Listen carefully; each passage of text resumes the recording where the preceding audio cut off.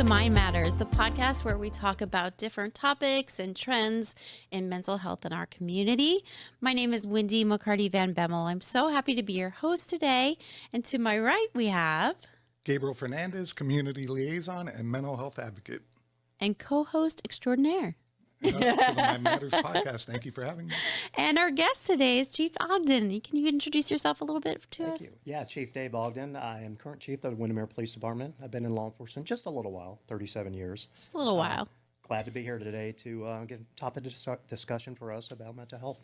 Oh, thank you so much for being here. Yes, our topic today is mental health and law enforcement within our community and how those two kind of intersect. And we're so happy to have you join us today. Thank you. Thank you. I'm glad to be here. Yeah. So I'd love to maybe start the conversation off with maybe, since you've been in it for such a long time, where we started versus where we are right now in regards to mental health and what you've seen change over the past few years in law enforcement. Wow, that's a good question. 37 years, 3.5 decades is a long time. And I could say, it's been about almost 3 decades that we started talking about mental health. But the beginning of that conversation wasn't very good. Okay. And it was trying to encourage people to, to get in touch with themselves and be a better person, or if they're having difficult times. But it really did not take very well, to be honest with you. If you go back to the history of law enforcement, a lot of law enforcement came from military. It's a paramilitary organization. And I think because of that, there was really just a reluctancy for people to talk about needing some help, or really wasn't even any information about post-traumatic stress disorder, PTSD, PTSI. None of that stuff obviously was even out there at that time. So I think most officers just kind of grin and bear it. I'll tell you a story that will actually just tell you exactly what it was. My very first day on patrol. Okay. I was a brand new police officer. I'll never forget it. It was January in 1988. It was cold outside. I sat in a police car. It was super cold. And my training officer was a elderly gentleman, super brilliant, but he was pretty cantankerous, if that describes him a little bit. And he started smoking a cigarette inside the car. Now, I don't smoke, but it's cold out. My window's rolled up, and he smokes a cigarette, and he blows it out. He says, "Hey, boy," he goes, "do you drink?" I said, "No, sir." He said, "Do you cuss?" I said, "No, sir." He says, "How many times have you been married?" I'm like, "Well, just once, sir." And he smokes his cigarette. He blows it out in the entire car, and I'm choking to death over there. And he turns to me and he says, "Heck, boy, you ain't going to make it." Think about my very first experience in a patrol car. Yeah. I better start cussing. I better start drinking. I better start swearing. I better have multiple wives, because that's what you're going to need. And that's what you're going to need from a mental health perspective, is what he was telling me. I had no idea. I can't imagine what was going through your head at that young scared. age. I would have been I too. just sat there with my book and said, "Yes, Grip sir." the sides and be like, okay. Yes, sir. But I think that story really describes what the culture of law enforcement was at the time. Yeah. Where do you think the culture started to shift? Wow. A culture shift is the toughest thing to do. It really is. I've been in the Windermere Police Department as a chief for a little over 10 years. And we have completely transitioned the culture. Anybody that's been around here would understand that. And it's got to take time. You got to understand that it's got to take time. You've got to be consistent. You've got to be dedicated to doing that. And I think probably within about the last 20 years, when we really started realizing how much of an effect it had on law enforcement officers' suicide rate as a tremendous amount. I can tell you within a couple of years, I experienced law enforcement suicide within 2 years of starting the job. And I've experienced High it a stress couple times. rates. Exactly. Law enforcement officers being killed in the line of duty. 37 years, I've known 32 officers being killed. 5 of them have worked for me. Wow. That's a lot of stress. That is. So I think when people really started collecting the data and started looking at it, they were like, "Oh my goodness, what's happening?" There's a recent data out there last year in a conference I was at, said that, the average divorce rate around the country is around the 50%. I won't argue with it's a little higher, a little lower, whatever. But they were indicating that the average divorce rate for a law enforcement family is in the 70 percentile range. Significant. That's significant. Yeah. That's a significant increase. And why is that? Well, because of everything. Because of my first story. Right? Because of that. Because people That were kind afraid of to engage. Suck it up. Don't talk about it. Find you a coping mechanism and hold on tight. That's it. Go along for the ride. Yeah. You know? Yeah. So you started to see a culture shift. And of course, that takes some time. What were some of the key elements of that culture shift? Well, again, I think, our agency, I retired from the Orange County Sheriff's Office after 27 years, rose to the rank of captain, spent 15 years on the SWAT team. I worked undercover. I did everything you could Wow. imagine in there. Had a blessed career. I was just very, very fortunate. But again, I think halfway through, when we started seeing those law enforcement officers killed in the line of duty, when we started seeing the effect on the families and the effect on the officers, we started to see the sheriffs at the time really start to get engaged. And didn't really everybody quite know what they were doing. Yeah. And I think that's still sometimes the case today. But they started to get engaged, and you started seeing people trying to talk about it. It's a good thing when you bring something up and you start to get the resistance. At least you got the conversation going. So don't be afraid of starting that conversation going, right? Because that's what it takes to start something new. Yeah. Yeah. Nobody likes it. Nobody wants to be the person that starts something new that nobody else wants to participate in. But you've got to be consistent, right? It's consistency that builds excellence every single time, and no matter what you're trying to do. Yeah. I know from our end, Gabe and I work for mental health and substance use facilities. We have individuals coming in under a Baker Act. And for any of you watching that don't know what a Baker Act is, a Baker Act is when someone comes in involuntary to a hospital due to mental health issues. So we work a lot with law enforcement, bringing in individuals under a Baker Act. And I've seen quite a bit of change over the past few years too, just in policies, protocols, how we bridge the gap. And on your end, you're seeing individuals where you don't know if they're going through a mental health crisis when you arrive on the scene. What's that like? Yeah, it's kind of tough. It's tough for a doctor to diagnose somebody, right? It is. You'll take weeks and weeks or months to diagnose somebody. Right. But sometimes we expect law enforcement officers to show up on the scene and have a diagnosis. So this guy suffers from, one of the 1,000-something pages in the statistical manual now. That just isn't realistic. Not for But anyone. we try to have these officers recognize something's unusual. Right. Something, we don't need to know any more than that Okay. at the particular time so that we can start getting other resources there.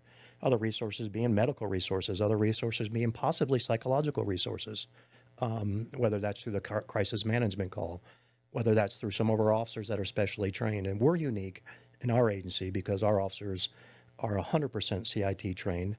Can you explain to the viewer a little bit of what does that mean, CIT trained? Yeah, it's a critical incident or crisis incident training, so that we do a special 40-hour class with all of our officers. Most of the agencies are trying to get to about the 60% level, but because we're small, I left a gigantic agency and came to a small agency. But because we're small, we just don't have all the resources everybody else has as well. So we want to make sure that all of our officers within the first year of employment with the Windermere Police Department get trained in that. So typically through Aspire or one of the other organizations that offer the classes, they go through this 40-hour class and learn about all the different ways to interact, learn about talk-down therapy, learn about crisis management, and they really get a good input. And what I really like about the class as well is they kind of usually take a personal level. There's probably nobody in this room that hasn't been affected by mental health, by substance abuse, by alcohol abuse, by whatever the case may be. I have a brother who lives in New York. I've got 4 siblings. We're all involved in the criminal justice system. My brother and I down south are police officers. The other 2 have been in jail or been in mental health facilities or been in, actually for my brother, he's been in rehab his entire life. 50-something years old to this day, and he's in and out of jail, in and out of rehab because he's a drug user. I tried to talk to him last night. I talk to him every once in a while. So I don't think you probably can't have anybody sit in this chair and not have been affected in some way or another by one of these crisis events. So this is I would say as a trainer, as a teacher, when you can connect somebody personally with something that's going on in their life, what happens is you begin to build trust with them. That's one of the best teaching and components you can do. When you can build trust with somebody, that's when you earn the right to speak into their lives and make something happen. It's not by doing PowerPoint presentations or anything else, right? It's by taking the time. Whenever I keynote speak, I tell everybody the same thing. Greatest gift you can ever give anybody is your time and attention. Give it out freely. And the worst thing you can lose in life is trust. Yes. We've all probably been there, right? Whether it's a personal relationship, whether it's in a law enforcement community or your job. When we lose trust, I mean, that's something that affects our psyche like it just is demoralizing to you, right? Puts people into really bad positions. And so I really try to capitalize. That's the way we try to run our agency, by what's called a value-based police department, by understanding those two concepts and our motto, which is honor, integrity, and service. And how do we live by all those things? And we live by them by earning people's trust. Have you seen any difference since you've implemented that everyone be CIT trained in certain calls? I think so. Certainly, you know, we're a small agency. I used to run a community policing department in the sheriff's office. A great department, nothing negative. But traditionally, you'll see those go out and do barbecues and things of that nature, take a few pictures on Facebook. But we have a level of service that is beyond any. And when I say that is that we know almost all of our residents. We truly do, and the officers do. And we know that we have a handful of residents that do have mental health issues. I can think of one in particular. Certainly, I wouldn't share the name or anything else, but Ben Baker acted 3 times. He's called us all 3 times. He trusts you. He trusts us. You know, again, building trust in the community is huge. We did have an incident early on in my career. We had an Officer Robbie German. He was killed in the line of duty, unfortunately. But about 6 months before he was killed in the line of duty, he responded to a call with a young man named Christopher. And Christopher was just out of control. Christopher was autistic, and we know we do a lot of autism training. But that particular day, nobody could control him. We're not quite sure what happened, and it was pretty bad. And when he came out, Officer Robbie German and one of Officer Keelas was there, and they drew their weapons. They weren't sure what was going on. He came running out at them, just fully enraged. And they recognized that something wasn't quite right, right? That this wasn't, it was violent, but it wasn't violence. He put his weapon back in. He went hands-on because he recognized that. And subsequent to that, he actually got injured, dislocated his arm. But everything turned out as best as it could that day. It could have been a horrible situation. What's even better than that, the family loves us. Christopher loves us. They have since moved, but we're really close with them. He used to come to the police department all the time. We invited him into autism training, Christopher and a couple of other residents whose family members. I actually have an autistic granddaughter, so I was a little bit familiar about it already. So we invite the community in, and that's one of the things hopefully we'll get to talk about, is I'm very active in training, but very active in inviting the community in. We did active shooter training, and actually Gabe was there a couple of weeks ago. Let's talk about that, because I think that's really important, is having the community look at you from a lens that isn't, oh, these are the bad guys, or, you know, I'm afraid of the police, but from a different scope and a different perspective. Right. What do I say? Building trust. Yeah. Building relationships ahead of time is important. So if you got folks in your community, I know my granddaughter, you know, they live up in Apopka, but she's done little community events with my granddaughter and bring her in because she's very high functioning and she's a girl. So most people wouldn't recognize right off the bat, you know, until you've seen her a little bit and you're like, okay, something's a little different. But think about this, you know, like our officers, they get a chance if the community has somebody with autism or a mental health disorder, and you get to engage and know them, you know them inside and out, right? It's not your first time. Think about how much of just the preemptive de-escalation that would be, right? We always talk about de-escalation, but we talk about it after the fact. I show up on the scene, something's bad, and now I have to de-escalate. I have to talk down, I have to do whatever. But I show up on the scene, and Christopher says, "Hi, Chief," and he automatically gets de-escalation. Just Not because for me of the doing rapport. anything. Yeah. Just because of that rapport. Yeah. And we've built that relationship, you know, in our community. Our local church there does the Tim Tebow event. Okay. You know, so we are stacked with all our officers in the Tim Tebow event. So it's a great opportunity to meet all of, you know, the kids and the adults and everybody that in and around our community, for the officers to integrate with them and exchange, you know, look at them and talk to them. And it's not the first time, right? People don't call police officers to come and have lunch with them.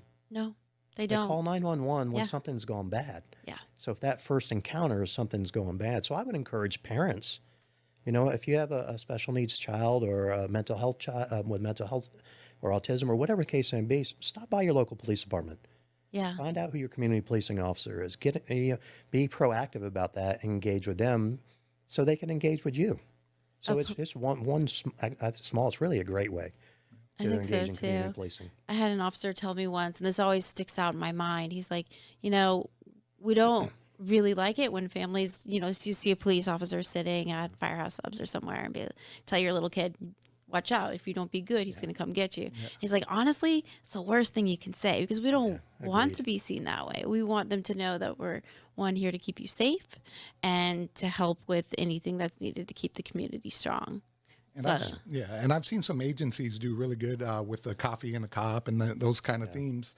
Just going out in the community and kind of building that rapport with the community. So I think that goes a long way to kind of shake that stigma of law enforcement being a negative thing. Yeah, those initiatives I think are really important. Are there any current initiatives or things that you guys are doing right now that are helpful or that you are doing to enhance the community? Yeah, I mean, we'd be here for 2 or 3 days. I love it. I'm here for We really are it. engaged in the community. And I tell my wife knows from September to December, I'm like, hey, listen, we've got like 3 or 4 events every weekend. We have a holiday hoopla Friday night. But we're really engaged in but I also I'm very engaged with the West Orange County community. You know, I'm fortunate to sit on lots of boards that I think are really engaged in the community. The West Orange Dream Center, I don't know if you know what that is. The Winter Garden. What's that? It is a dream center that's set up in the East Winter Garden community to address the needs of that community. So we can take a look at the community and what they need. And we do jobs partnership over there. We have after school. We have 8 waves kids that are over there, so it takes the kids in. I've done some jiu-jitsu programs over there. I get a chance to sit on that board. They do men's ministry. They do kings and queens for the senior staff that come in. Okay. So lots of great events, but staying engaged with the community is extremely important. Yeah. And so whether it's that or the Hope Center or the different boards that I sit in, I try to bring those values back to the town of Windermere. And one of the big things that we do each year is I've been involved with Sleep and Heavenly Peace bunk bed build for the last several years. I don't know if you're familiar with that organization, but I love it when you have a simple mission. The mission is this: build a bed for a kid who doesn't have a bed, right? I love that. Yeah. That's great. Think about the domino effect. When the kid doesn't get the good night's sleep, doesn't have a play, all that kind of stuff. And what I love about this is, so it's been around for several years. It's been around this location for about 5 years. My wife and I have been involved for a while. And you can take an organization, fundraise, team build some money, get a bunch of volunteers together. They build the bunk beds. We're extremely efficient and organized. We've got all the equipment, all the gear. Every guy asks, hey, do I need to bring my tools? No, we have them all. And we have this assembly line where you can drill and cut and press, and you don't have to know anything. That sounds fun. Never drilled anything in your life, and you come out and you do it, and you stamp the beds at the end with the iron, and we put them back in the warehouse, and we engage the community to raise the money to do that. So officers are standing side by side with the community to build these bunk beds, and then we get to tell them something that's even better. Hey, you think this is cool? Wait till you get to see when you go deliver these beds to the community. Think about delivering a bed to a kid who doesn't have a bed. That's awesome. How many beds did you build? This last month we built 52 beds. Wow, that's kids. And impressive. they're bunk beds, and they're just amazing. But the stories that I have from there just even get better. And I use this as a program. I take my uniform off on the weekends and at night, and I have a kind of a first responder ministry that I do. And the last thing I do is try to get them to go out and be servant leaders. You know, and we do a lot of Facebook stuff, and we build the beds for Facebook stuff. Okay, I understand my job politically. I have to engage and make sure everybody knows that we're doing community policing. But the real magic happens when, you know, some of my officers or some officers that I get to know that are struggling, I take them on a delivery on the weekend. And these are places that I've grown up around here in policing, and they're not good areas. We don't go as a police officer. I go dressed down, T-shirts. I always tell them, you're not a cop today. Don't act like a cop. Don't wear blue line stuff. Don't wear any of this. Just be you. And we go out and we deliver beds. And we get to we put the bed together. It comes with everything: the mattress, the pillow, you know, whether it's Spider-Man or a little girl's cupcake or whatever. And we surprise the kids at the end, and they're like, you know, some of them like, this is my bed. I get to keep it. I'm like, yeah, they've never had a bed. That's sweet. in their life. For my wife and I, it's a special because we lost a son in 2012, and I could never imagine that my son wasn't going to have a bed. So we get like a little special give back for us. And nobody really needs to know that.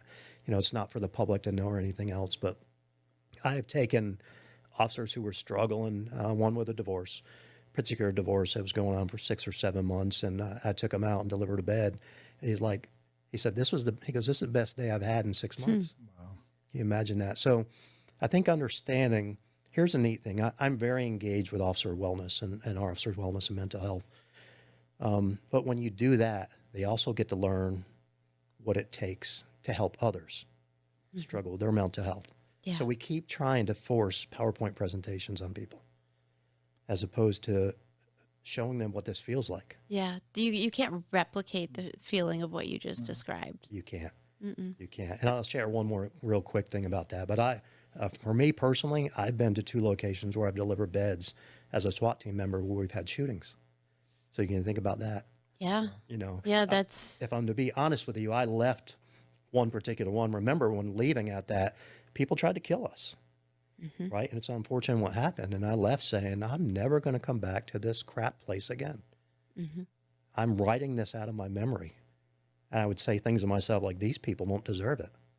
And I get to come back. And at this time, my wife made a comment one time. We delivered a bed, and a young man and his dad, just came up and he hugged us and he thanked us. And then they were crying. And she's like, you changed the narrative. Can you imagine if you walked in 1 hour later in uniform? And I get to tell officers this, listen, we're not talking about politics today, but they don't hate you. They hate what they've been told about you. Change that narrative. Yeah, right? That's powerful. And you'll change your life. Let's talk a little bit about Baker acting and working with individuals that might have mental health issues going around. We talked a little bit about identifying there's a mental health issue going on. What sort of things do you see out in the community? Are you seeing a lot of depression? Are you seeing anxiety? I know there's a lot of trends. I know we've seen some changes recently. Yeah, absolutely. What are you seeing? Yeah. Well, I think if anybody reads anything about mental health post-COVID, right? I mean, it's probably just a matter where you put everybody in this country on one particular spectrum or not. But I think we saw that mostly kind of, just the loneliness, the depression, all the different kind of thing. We have a care program in our department. So if you're either over a certain age or you have, medically, there's some issue with you, our officers will go and check on you. That's awesome. Pretty regularly. It is. And how do you get linked up with that? You can just call and say, hey, I need... Yes, they can call the Windermere Police Department. If they're a resident of the town of Windermere, they can call us. And they can contact my name, my email. Trust me, my email, my phone number is on the website. They can just call over there. We can put them on a program. But our officers will go and check on them. We check on them like when hurricanes come up. We do a pre-check and a post-check. If we need to get them somewhere, we'll help them do that. But all of that helps ease their anxiety when these kind of things come up. It's the fear of the unknown. Yeah. And I know it can be a scary time for someone who's undergoing a Baker Act and having to maybe get into a police officer car or, for children. That's really tough too. What are some of the things that your team does to mitigate those fears? Yeah. Well, if it's on a scene, we always try to separate. That's kind of a basic thing for law enforcement. Okay. If you can, as easily as you can, try to separate them from especially any family members, being children and things of that nature, because you don't want to put that visual in their mind if you don't have to. And again, most of it is good communications. It all comes down to understanding what's really going on. Good communication and explaining to that. I tell the guys, I put all our officers through my leadership training, and my communication rule is this: communicate. When that doesn't work, over communicate. Yes. And that's really what you got to do, and you got to have that patience to be able to communicate and explain to them. Listen, I've done it a long time, so not everything works out as designed. Yeah. And the fact of the matter is, there's a reason that they give us handcuffs and things of that nature, because sometimes things just don't go right. But we have found for us that, very few times that we really had to get into physical combat struggles. I think I called you just a few months ago, Gabe. I think we had the losing my mind just kind of right now. The emergency team that kind of came out for us, and it was a situation. It wasn't even a serious crime issue, but it was somebody that had to be trespassed and removed from the house, and that nature. So we called the crisis mobile unit. Tell us a little bit about Crisis Mobile Unit. People don't know what that is. Yeah. So essentially, it's a mobile unit that you can call 24 hours, 24/7. Well, they will come out with a licensed mental health physician that will come out, or counselor. And they come out with you guys, law enforcement. Yeah, well, there's a couple different ways. Now, Okay. our agency isn't big enough. Like the Orange County Sheriff's Office has actually a particular unit. Okay. Now, again, they're kind of Monday through Friday, 9 to 5, sometimes on the weekends, and we work 24/7. I have a great relationship with them because the guy that started that program used to work for me at the Sheriff's Office, and I know he's since moved on. So maintaining those connections is extremely important, whether it's the Sheriff's Office or the Mobile Crisis Unit, where, again, you can make that phone call so you have a trained counselor that can come out That's great. and maybe talk to somebody. Yeah. And our officers, I would say, they did an amazing job. You know, they showed up. I was on vacation that day, as a matter of fact. So they showed up, and I got the phone call because we're a small town. And what happens if something happens in our town, people actually start calling me personally. Trust me, all the time. Hey, the helicopter's up. Back Hey, line, right? all the cops are all going next door. What's going on, Chief? So, so the guys called and they said, hey, here's what's going on. You know, she's just kind of really being belligerent. She's not coherent. You know, she made some comments that, hey, God told me to stay here and I'm not leaving. And so actually, that really was a statement they said. And they said, Chief, we don't want to go in and drag her out. I said, let's call the crisis mobile unit. And they're like, oh, that's a great idea. So we called them out, and they showed up about 30 minutes later and got out there and was able to talk to her. You know, they still had to physically go hands-on. But like I told the officers, they're kind of like, well, you know, it wasn't the 100% best outcome that they wanted that time. But listen, we used everything that we had available to us. Yeah. You guys are CIT trained. Everybody's trained here. We called out the crisis mobile unit. We did everything in the public, and we can be transparent with the public and say, we did everything we could. And it was a safe outcome. And it was a safe outcome. It wasn't a violent outcome or anything else. I mean, she resisted, but it wasn't really much more than the officers having to kind of put her hands behind her back and calm her down. But the nice thing was that when we got her into the vehicle, we set her down. The counselor came back over and spoke to her again, you know, to get her calmed down a little bit more, explain the process, explain what's going on. So again, a better outcome for everybody. Yeah. Yeah. And I like what you said too about communication. I think that is the key to anything. If you understand what's happening even before it happens, that's really helpful to anyone. Yeah. And this is kind of a new co-responder model that's kind of being introduced. Where do you see the future of mental health and law enforcement? What direction do you see this going in? Yeah. You know, you're right. That's new. It kind of started in Texas, right, a couple of years back, and we're seeing that.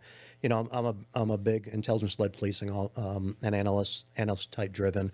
So I want to kind of see where that's, because again, I think we're going to get mixed. I think what we need to do is we need to integrate them fully. I am always about integration training. One of the first ones at the Sheriff's Office to integrate the jiu-jitsu program in '99 and doing jiu-jitsu together and firearms. And firearms instructors like, there's no way we can do that. But I'm like, wait a minute, we do everything together. You might be saying, well, why are you talking about firearms and jiu-jitsu? Because I integrate mental health training with my jiu-jitsu training, with my firearms training. We need to stop segregating our training.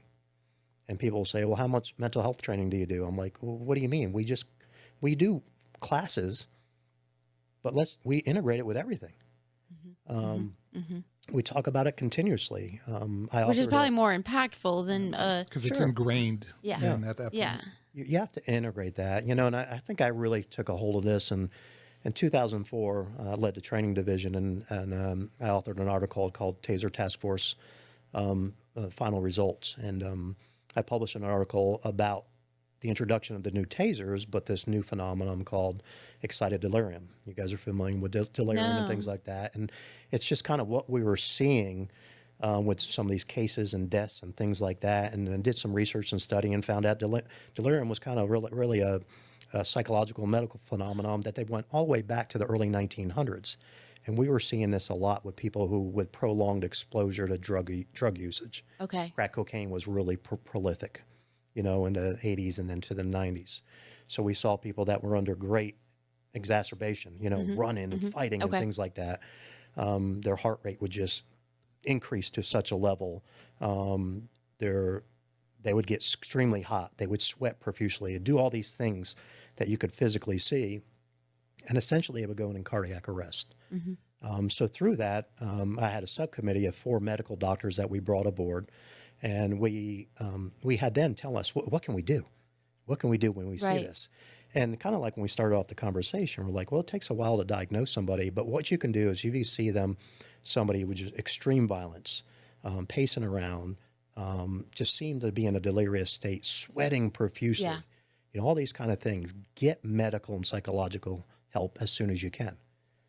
Create some distance, use some talk down therapy, clear the perimeter with other people so there's no innocent bystanders that can be hurt. So these are all good tactical things that we could do and start integrating. Yeah. And again, we started doing that as early as about 2004. We integrated it into our policy. And that's when we started having police officers or deputies in Orange County Sheriff's Office, when they would respond and see this kind of a crisis, immediately call for additional help and resources.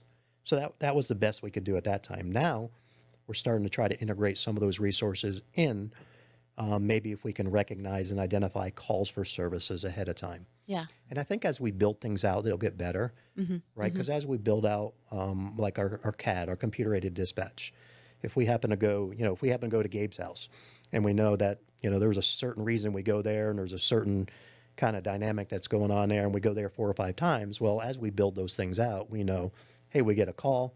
Here's what's going to happen. Hey, let's go ahead and call somebody ahead of time.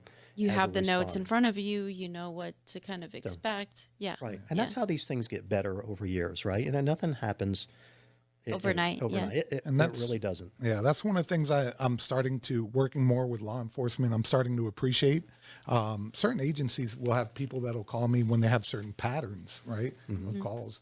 And, if they send someone to one of our facilities, usually they'll try to communicate, hey, this is like the 3rd time we've been out here, what can we look at to do something different? And I know they're doing it to try to change that person's life, because that's not a good quality of life to have, law enforcement being called to your house, on a regular basis. Certainly. Yeah, and I'm hearing more and more of that of, case management styles and wellness checks and following the individuals that you're seeing those repeat behaviors in. I think that changes the culture of our whole entire community on how we view things and how we help people. It does. It's, again, I still get back to, again, my kind of thing that I do is team building, organizational leadership, but it's about team building. Right? That's all it is. Once you get to know somebody, you've built that trust with them. And when law enforcement agencies take that little extra effort to do that, or when citizens, listen, when I was at the sheriff's office, again, I will say, we have more officers per capita in the town of Windermere than they do at the sheriff's office or others, because it's just so huge. And the fact, the reality is, when I ran the sheriff's office sector as a captain, the area I'm at now, I ran Pine Hills, Winter Garden, Ocoee, Dr. Phillips, and Oakland. I had all that area of unincorporated Orange County. And I would often go to a resident's house in Dr. Phillips or Windermere, unincorporated, a nicer area. Maybe they have a car burglary or something like that. And they'd say, hey, Captain, I don't see police officers, or I don't see your deputies over here. And I'm like, well, we have a particular area where we had 200 burglaries, and you had 2 over the last 3 or 4 months. So all my resources are over there. And I'm not faulting them. All the resources are there where it needs to be, but they're just going from call to call to call. You can't community police that way. I just interviewed an officer the other day, and I'm about to I gave a conditional offer of hire. She's with a bigger agency, loves it, great agency. And she's like, I can't do community policing. I get in my car and I go pick up a call. I go pick up another call. I go pick up another call. Maybe I have time for lunch. Maybe I have time to run to the bathroom. It takes us a while to get all her gear off. Then I'm going from call to call to call. I was going to say, that's got to be taxing, because you really are, in a lot of cases, seeing people on their worst day or some of their worst days, and it's call after call after call. I know that can accumulate for an individual. So what advice would you give to first responders and officers that are kind of going through that?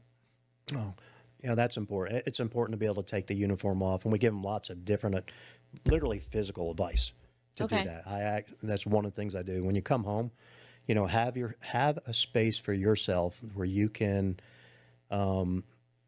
declutter yourself. You can physically take your uniform off, put it somewhere else. You can take off and I'm no longer chief. I'm Dave. I'm husband. I'm dad. I'm papa. Whatever the case may be. That is a huge psychological component for people to just switch that mindset, and then to have something with your loved one that maybe indicate maybe you need a little bit more time that particular day. Hey, I need to go take a shower. I need to kind of physically, I need to wash this off. What happened today? I need to kind of do this, and communicate ahead of time.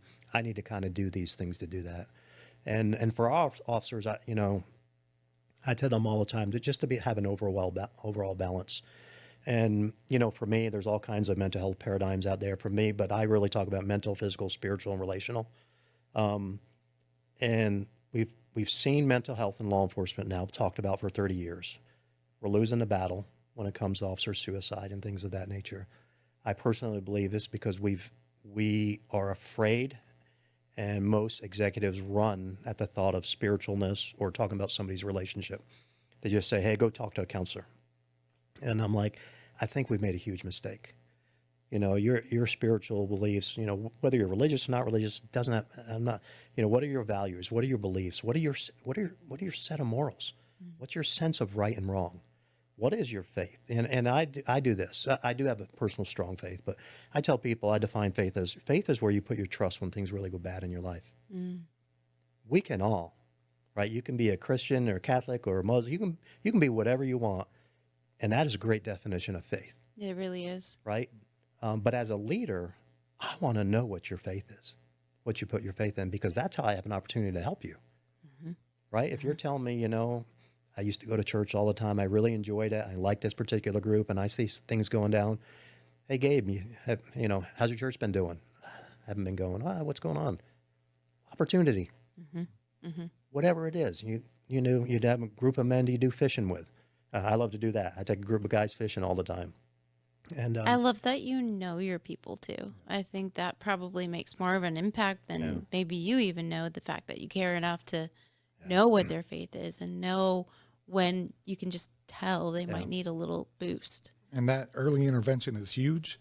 What are some signs to look out for officers or anyone in law enforcement who might be struggling that might stand out, or things to look out for? Oh, wow. There's a lot. There's kind of really conditions you can almost put on some officers. You can see 1 year, 5 year, 10 years, things really? like that. Yeah. Isolation. Okay. Don't isolate yourself, especially from your family and your loved ones. You get in this line of work and a couple of years down the road, and it's tough, right? It's tough when you see a child drowning. It's tough when you see these certain things. You don't want to come home and share that. But you need to engage your family at some level. Maybe even get professional counseling how to do that if you're not quite sure would do that. So don't isolate yourself. That's the biggest thing is isolation. When people start getting depressed, you start feeling like you hate this job or you hate people. Right? I've heard years ago an officer told me, I hate these people. And I'm like, hey man, let's go have a beer tonight, and you and I are going to sit down and talk. And he was at the end of his career, and I said, hey, it's time. It's time. Yeah. This is time for you to kind of move on and move to something else. And he took that advice, and he kind of, a couple of years later, he's like, it's the best advice anybody ever gave me. I did 26 years. I didn't need to do any more. He goes, and I just got to the point. So you feel that. That's probably true for any job, right? Yeah. You walk in and you're just like, I can't stand being here. Then it's time. So, I think isolation is that. I think when you're just feeling that your attitude is changing, you got to check yourself. You got to have somebody. You've got to have a plan probably in place. Yeah. You got to have a plan. You got to have a community. Getting through some of the toughest things that I've ever got through in my life was because of community that I was a part of. And that was the most important thing. We are not designed to do life in isolation. That's so true. That is not a good thing for us. And when you feel that happen, I hope that you have somebody in your life that can speak into your life and tell you. It's just like, hey, Dave, this isn't going well. Yeah. Let's come on, let's do this. And we have to do that a little bit better, a lot better. I will tell you the huge difference that I see I spent almost 15 years on the SWAT team. I was a team leader there, probably one of the most, when you talk about being promoted, that was one of the proudest moments, because it's the structure base in there is not just about performance base. That's relative. Everybody on a SWAT team is top tier, but it's trust based. And what I mean by that is that your team picks the leader. Everywhere else I've tested, I've passed the test, I've done this, and I've gone on a test. Okay, cool. So what? Anybody can pass a test. But when your team picks you, and that's how usually special operations teams do it, that's saying something different. But those particular nights that we would have 5 or 6 search warrants, maybe an active shooter or a hostage situation, whatever the case may be. We would get together, and maybe we go to a local bar, have a beer or two. Nothing wrong because you're just a small group of guys. You're not going out of control or anything else. But maybe some of the guys would, talk about their personal life. And I say this all the time. I had guys, there's no doubt in my that they would step in front of a bullet for me. No doubt about it. But if I was telling them about a personal issue I was having with a personal, with my marriage or family or something that was just deep and something like that, they didn't know how to handle it. And they would say something stupid like, there's plenty of other fish in the sea. I mean, worst advice you can give somebody, right? trying to reconcile or help your marriage. And I don't say that to hurt anyone, but we weren't educated. Yeah. Right. Being comfortable sharing vulnerabilities is harder than it seems. It took me a long time how to learn that. Yeah. And listening to each other too. Sure. Yeah. I'd rather you put a gun on my hand and give me a hostage situation, or, a bunch of gang members or a terrorist group that comes in there. And I can what to do. I know what to do. It's easy. All of a sudden you go through some real personal tragedy and you're lost. You're like, I can't, the worst thing for you to admit is that you can't handle something. Absolutely. Right. And if you can't handle something when allegedly you can handle a hostage situation, because the world thinks, oh my goodness, that's tough. That's pretty easy. Mm-hmm. That makes sense. Pretty easy, to be honest with you. And I think a big part of that is because, like you were saying earlier, training is very important. You train a lot. Yeah. But when it comes to those personal things, we really don't have a lot of training in life, right? Yeah. And sharing and all that. But you train, you drill, shooting, you drill, tactics and so on. But there's no protocol for being sad or experiencing loss and grief. Yeah. Even though it's the one thing that connects us all, right? It really is. The is. community, Every single one of us. Yeah. Yeah. We're all going to lose somebody. It's inevitable. It's so true. It's so true. And that's why we need each other, depending on, it doesn't matter if you're a police officer, if you're in mental health, everybody needs the support and help from others. Thank you so much for talking us through all the different aspects of law enforcement, what you as an officer go through in your team, about some of the issues around mental health and the initiatives. I learned a lot today. And thank you so much, even more so, for what you do for our community. It's a lot. Thank you for having me. I really appreciate it. Thank you for watching, and we hope to see you next time. Take care, everyone.